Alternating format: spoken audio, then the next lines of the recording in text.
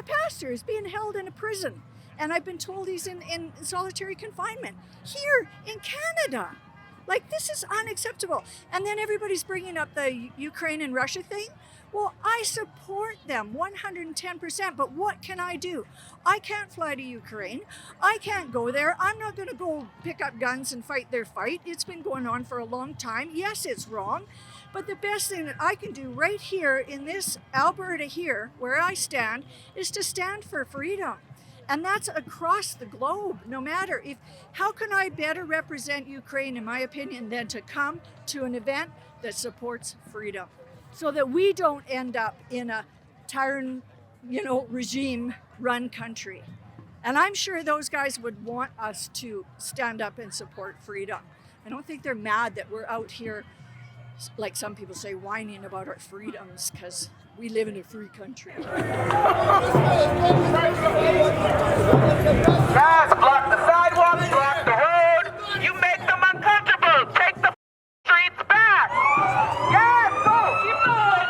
So sorry to the day now. Keep going. Warning. Censorship. Warning. Censorship.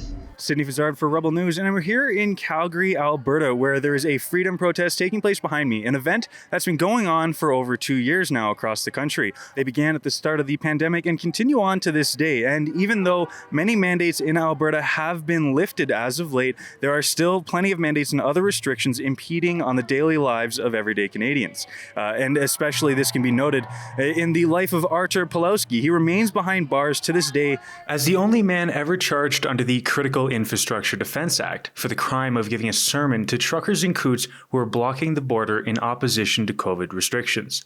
He was charged like a pipeline bomber. Some would argue he's being held as a political prisoner. And not only that, but even though mandates have been lifted, it doesn't take away the damage that's been done to these Canadians for the past 2 years. So they're out here strong, fighting still to end what restrictions and measurements still lie in place in hopes of bringing life back to normal. Are we happy with most? Are we guys okay with mostly free?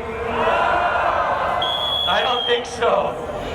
So, we are going to keep at this until it is all done, guys. We can't leave them so much as an inch right now. Look at British Columbia. They still have all their mandates. You drive 3 hours west, you're back in COVID country. 2 years now into the pandemic, and a lot of people would see that there's mandates being lifted, some restrictions being lifted, but of course, if you ask anybody here, it seems like there is much more to be done. And what is that more to be done? The biggest thing, Sydney, I think, is for everybody to kind of get on the same page. We've got Saskatchewan doing stuff. We've got BC going the opposite way. We've got Alberta lifting all the restrictions and mandates. It may be a political ploy, we're not sure.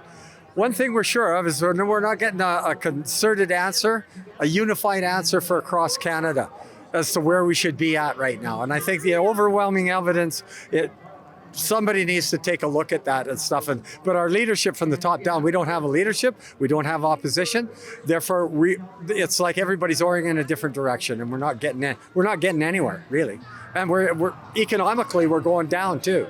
Well, I think that all stuff is supposed to be go back, so back to the normal. Don't call the new normal to this normal trends now. I know most is done, but not everything is done. So we have to still lots of to do before everything's supposed to be dropped.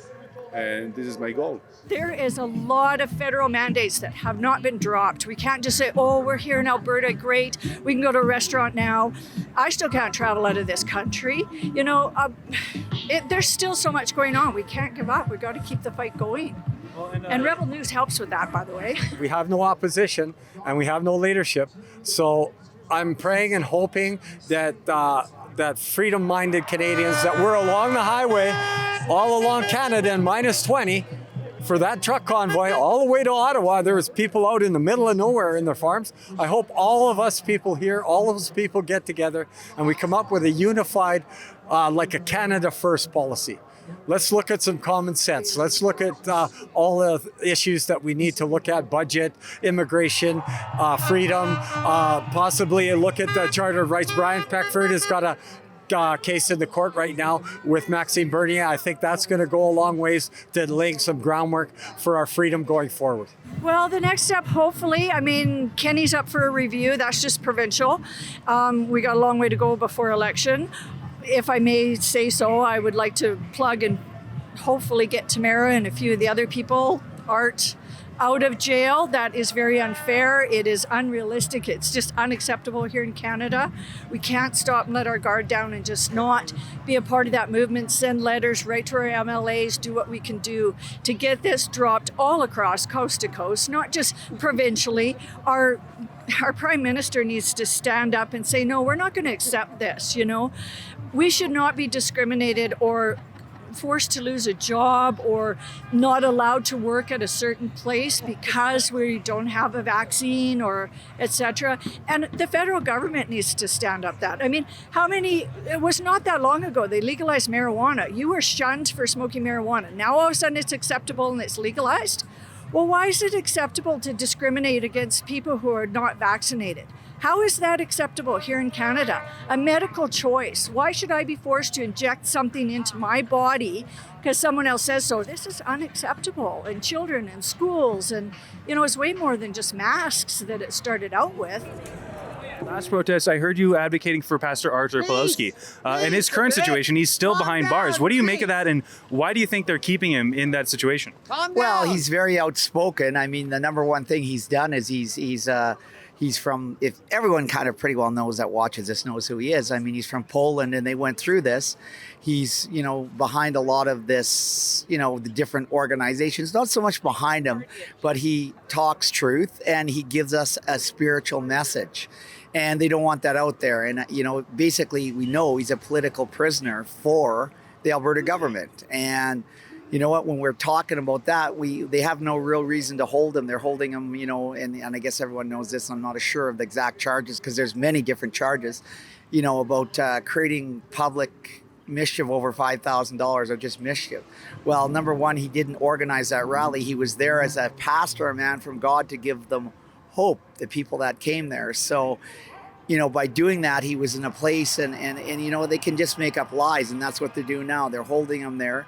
He was supposed to get his bail hearing on the 11th. And now we found out a couple nights ago, he's not going to get it on the 11th. He's just on the docket, which means they can hold him there till whenever the judge decides they want to hear the case. They're also keeping the evidence from his two attorneys, you know, to stall it even more. So, you know what? He's holding strong. He talked to us today in church via a telephone call. It was amazing. He has strength and we support him and we are not going to back down. We are going to be there every night for him. We're going to be there at 4:00 tonight and we're there 7:00 every night. Come join us, Voice of Freedom. We're reaching many other inmates. They're starting to realize who God is and how corrupt the system really is. So really that's what we're doing. We're going to keep holding the line for freedom and we're going to support our pastor because he is a man of God. David was arrested yesterday too. Like it was a hit job. Like he spoke at our church today and he said it was a hit job. They arrested him. It was for the same charge, breach of bail conditions. And we actually had Pastor Art phone from the jail today in our church. And it was quite enlightening. He said he's doing well. He realizes that this is a hit job. Most of the stuff he's being charged with should be looked at in court, and at the very least he should be released so he can prepare a proper hearing. And people like Art Pawlowski and Tamara Lynch, like, why are they being held in jail when criminals are let out on bail all the time? Pedophiles and murderous and manslaughter charges, and they're all released. And these guys are charged with mischief and they're held in jail and people aren't even talking about that. I'm appalled by that. A pastor is being held in a prison. And I've been told he's in solitary confinement here in Canada. Like, this is unacceptable. And then everybody's bringing up the Ukraine and Russia thing. Well, I support them 110%, but what can I do? I can't fly to Ukraine. I can't go there. I'm not going to go pick up guns and fight their fight. It's been going on for a long time. Yes, it's wrong. But the best thing that I can do right here in this Alberta here, where I stand, is to stand for freedom. And that's across the globe, no matter how can I better represent Ukraine, in my opinion, than to come to an event that supports freedom so that we don't end up in a regime run country. And I'm sure those guys would want us to stand up and support freedom. I don't think they're mad that we're out here, like some people say, whining about our freedoms because we live in a free country. Guys, block the sidewalks, block the road. You make them untouchable. Take the streets back. Yes, go. Keep going. So sorry to the day up. Keep going. Hey guys, so a recent development, this happened last week as well as this week, where a group of counter-protesters have been on scene, and it seems last time they were just standing as the protesters walked by. This time there is the police line. One side there's the Freedom Rally protesters, and the other side there's the counter-protesters. I've tried to ask a few of them for comment, but like last week, they refused to get it.